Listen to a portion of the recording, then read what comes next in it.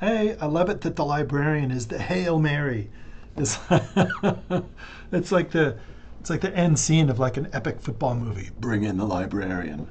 So I took a look and I can confirm there wasn't a lot out there. So I want to give you a strategy. So there's tons and tons of literature about first responders, mental health, and all things like that. And I wanted to help you figure out how to find the things that actually exist.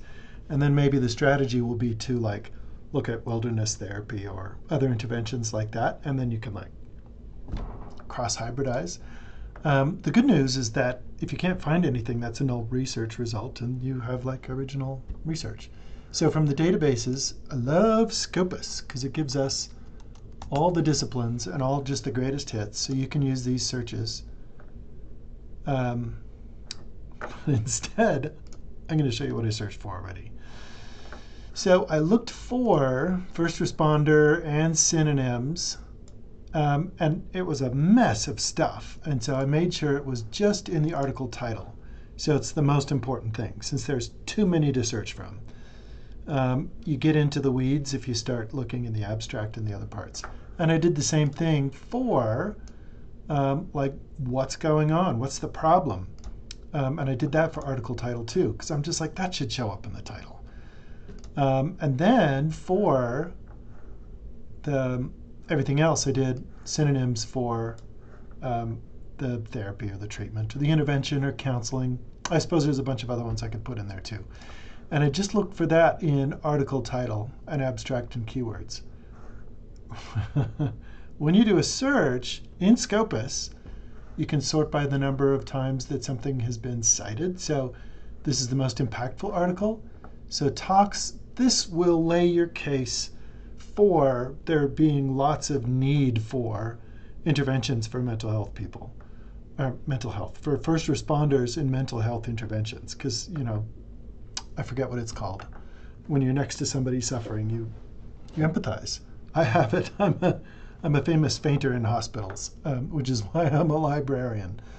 So you can see there's like all sorts of issues. And I think since we put it in the title, there's like recommendation for strategies, symptoms, barrier to mental health care. And it was cool because a lot of this happened, all this interest came during the pandemic.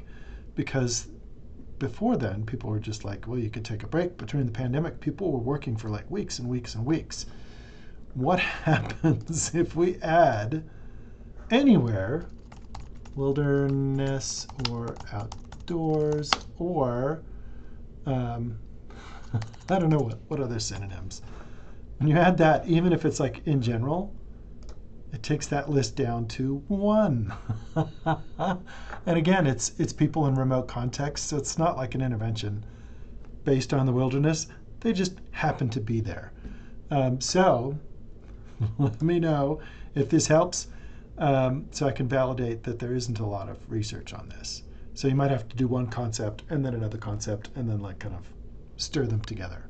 Because I bet if you take out first responder or police officer, just take out that, the population, and then you do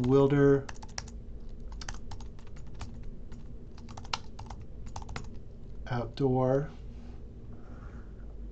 If you take away that population, then there's like a ton.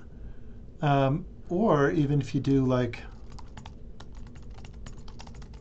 wilderness therapy, there's still 12. So you see where I'm going with this? The two are side by side. They're two cells and they're wanting to communicate to each other. So I think this is fabulous research you're doing.